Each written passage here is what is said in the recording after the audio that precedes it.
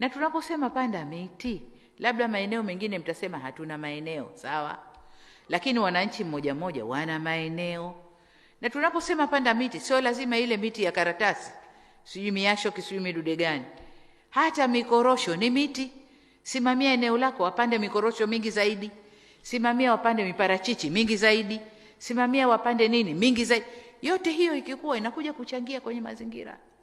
Inakuja kuchangia. Sio lazima ile miti ya kizungu iloletwa ile no point juu ndo watu wote wapande hiyo. Hapana. Panda miti inayoota kwenye eneo lako, itakayokuletea faida kwenye eneo lako. Kama kuna ardhi ya watu binafsi, mafenesi yanaleta faida, waambie pandeni mifenesi. Ni miti.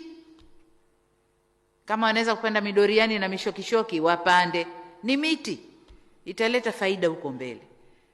Sasa mnapojipanga kupanda tu miti ile ya nani? Profesa De Santos. Hapana. Inawezekana maeneo mengine msiwe na ardhi ya kupanda miti ile, lakini wananchi mmoja mmoja wana maeneo yao, wapande wao. Mikorosho imezeeka, wakati wapande mipya. Ndio kupanda miti.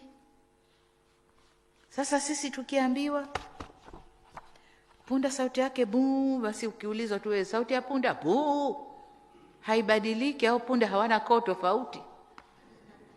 Wana koo tofauti, inabadilika. Sasa mmeambiwa pandeni miti, na tulianza na miti ya De Santos, ndio hiyo hiyo. Hatuna sisi maeneo ya kupanda miti.